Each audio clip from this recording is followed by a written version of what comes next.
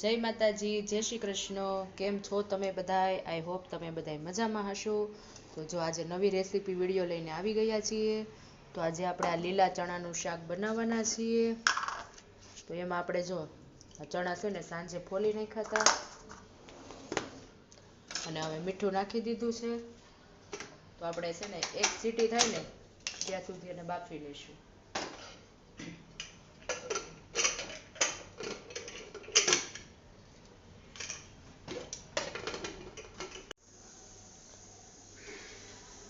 જો આની એક સીટી થઈ ગઈ છે.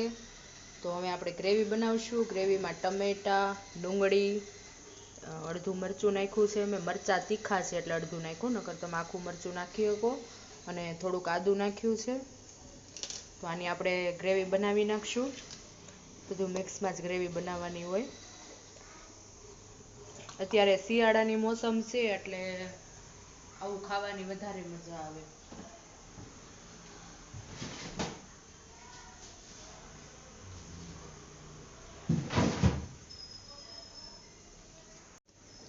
પછી એક લીલી ડુંગળી પડી હતી તો એ નાખી દો ભેગી.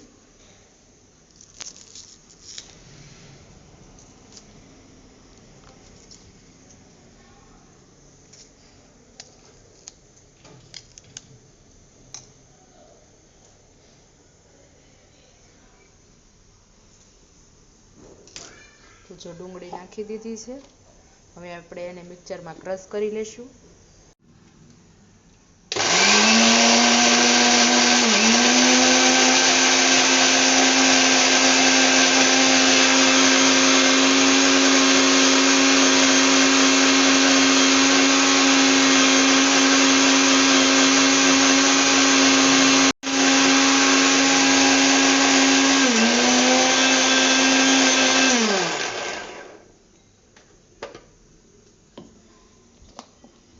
તો જો એકદમ ગ્રેવી બની ગઈ છે.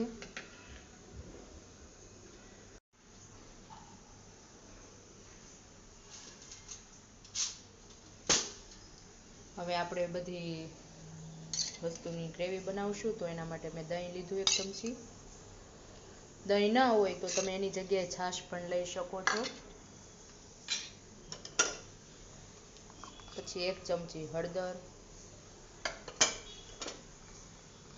1 ચમચી ધાણા જીરું અને લસણવાળી ચટણી મેં પહેલાં ખાંડી લીધી હતી.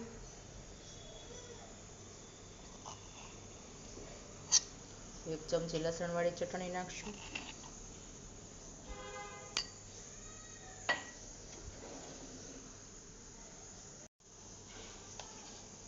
1 ચમચી મીઠું નાખશું અને આને બરોબર મિક્સ કરી લઈશું.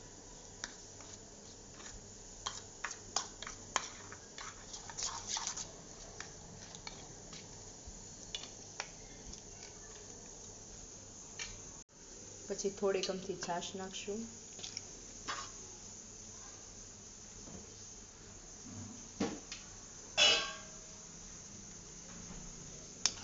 પછી આને એકદમ મિક્સ કરી દઈશું.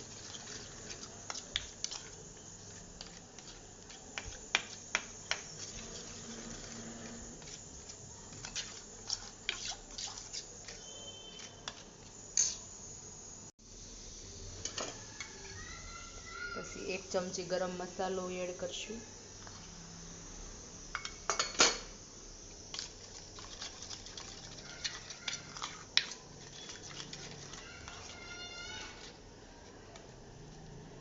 લસણવાળી ચટણી હોય ને એને એકદમ આમ ભાંગી નાખવાની. બધું એક રસ થઈ જવું જોઈએ.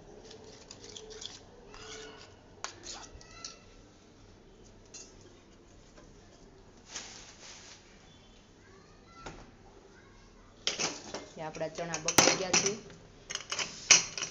તો આપણે એને જોઈ લઈશું.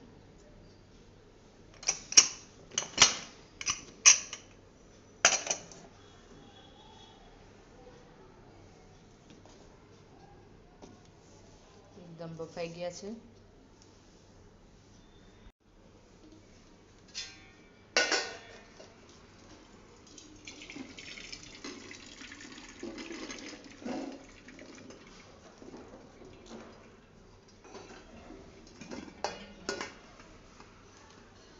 આમાં અમુક અમુક પીળા કલરના ચણા છે, પાકી ગયા હોય ને, અમુક લીલા.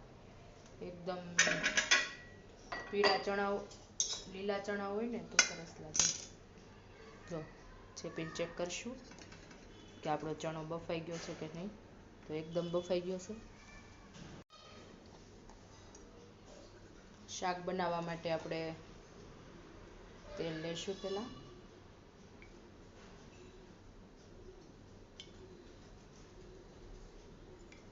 સાડા 3 પાવડા તેલ લીધું. પછી ગેસ ઓન કરશું.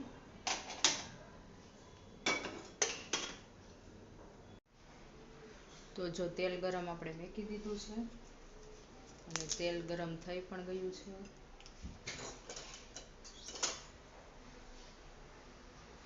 પહેલા આપણે રાઈ નાખશું,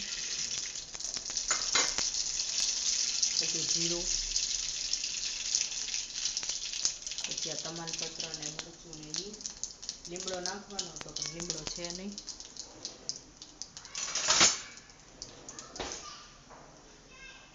પછી આપણે ટમેટા, કાંદા, આદુ અને મરચાંની ગ્રેવી બનાવી છે એ નાખશું.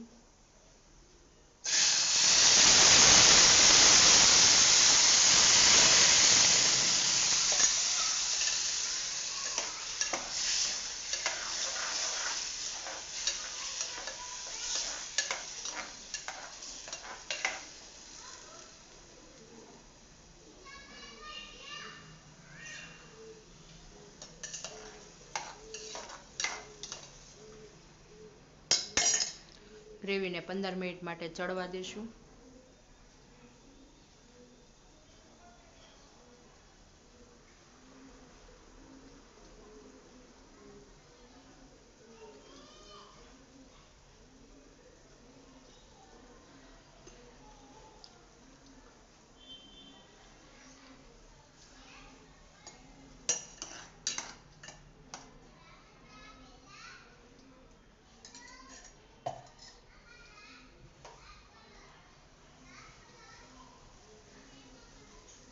ચણા બાફ્યા વગર સીધું કુકરમાં શાક કરી શકાય, એ રીતે પણ થાય. આ બીજી વખત મેં આવી રીતના બનાવ્યું, એમાંય ટેસ્ટ સારો આવે.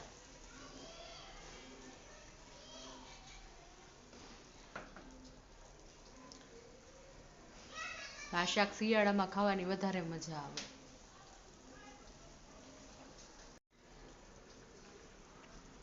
તો તેલ એકદમ ઉપર આવવા માંડ્યું છે અને તાજ આપણે આ બધા મસાલા પેસ્ટ બનાવી હતી મિક્સ કરશું.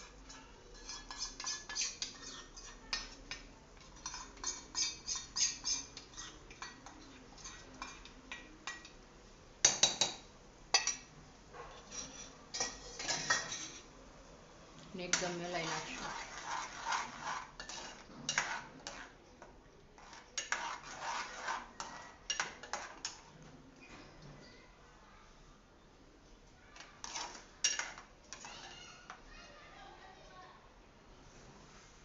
ને પાછું તેલ ઉપર આવે ને ત્યાં લગી ચડવા દેવાનું. 5-7 મિનિટ થશે હજી. જો એકદમ તેલ ઉપર આવવા માંડ્યું છે તો હવે આપણે એમાં ચણા એડ કરી દઈશું.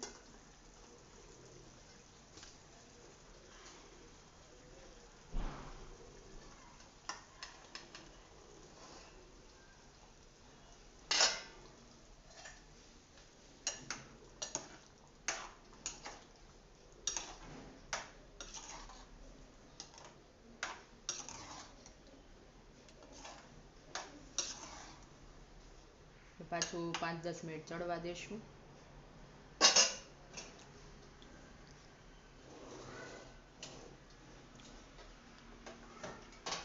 અને 1 ચમચી ખાંડ મિક્સ કરશું.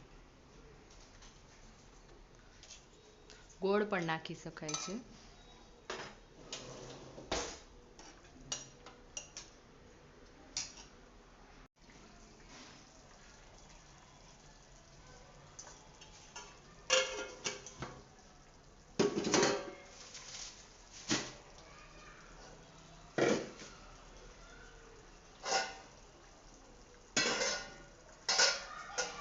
આમાં જો રસો કરવો હોય તો થોડું ગરમ પાણી એડ કરવાનું આવે. આપણે કઈ રસો કરવાની જરૂર લાગતી નથી, પરફેક્ટ જ છે.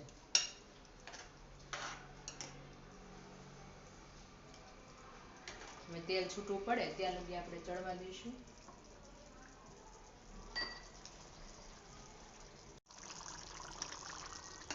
તો જો તેલ એકદમ છૂટું પડવા માંડ્યું છે, તેલ જો ઉપર આવવા માંડ્યું છે. ઉપરથી લાલ ચટણી કે કલરવાળી કોઈ પણ ચટણી મેં યુઝ નથી કરેલ. આપણે ઘરમાં યુઝ કરવી ને એ જ ચટણી યુઝ કરેલ છે. તો પણ જો શાક કેવું દેખાય છે.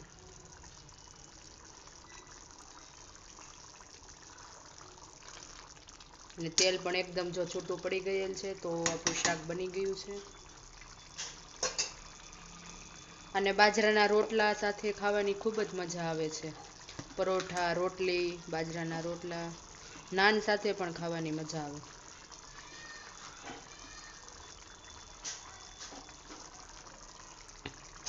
તો હવે આપણે ગેસને બંધ કરી દઈશું અને થોડાક ધાણા નાખી દઈશું.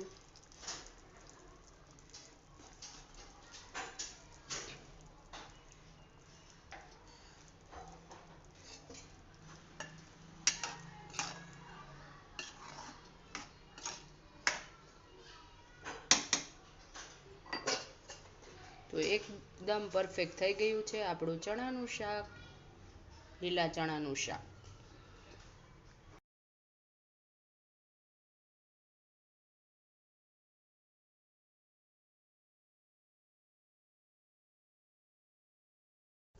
એક બાજુ ચણા શેકાતા હતા અને એક બાજુ મેં રોટલી માંડી દીધી. તો રોટલી બનતી હતી એક બાજુ. બધાને શરદી ઉધરસ થયું હતું એટલે રોટલી જ ખાવી પડે એમ હતી. તો રોટલી જો બની ગઈ અને વંદન ને રેવું ખાવા બેહી ગયા. બધા ચણા તું એના ખાઈ ગયો. એને ચણા કાઢ્યા દી તું ખાઈ ગયો. ખાઈ લીધું રેવું? બાકી છે? હું પાપડ શેકતી હતી ને પાપડ બળી ગયો. બોલો, એક પાપડ આવો થઈ ગયો. કેવું શાક બન્યું છે? સારું બન્યું છે? રિયાંશી બળેલો પાપડ ખાય, તુંય બળેલો પાપડ ખાસ? ભાવે છે?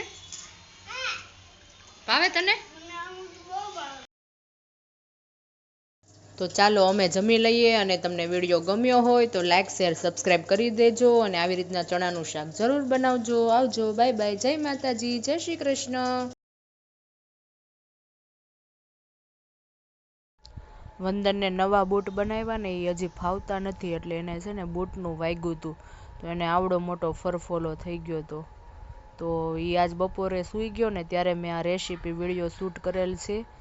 એટલે આમાં અવાજ સાથે શૂટ થયો છે, નકર હું અવાજ સાથે શૂટ નથી કરી શકતી. અને જો વંદનને વાગ્યું ને તો આવું બધું વાગી ગયું હતું. તો એને મેં છે ને ટ્યુબને દવા લગાડીને મેં કીધું ઘડીક તું સૂઈ જા. આજે સ્કૂલે નહોતો ગયો, એને વાગ્યું હતું ને એટલે. તો મેં આ ડર્મિકુલ ટ્યુબ લગાડી દીધી અને ઉપર પાવડર લગાવી દીધો અને પછી ઘડીક સુવરાઈ દીધો. મેં કીધું કલાક 2 કલાક સૂઈ જા ને તો તને દુખે નહીં. તો એ સૂઈ ગયો હતો ને ત્યારે મેં રેસીપી વિડીયો શૂટ કરી લીધો.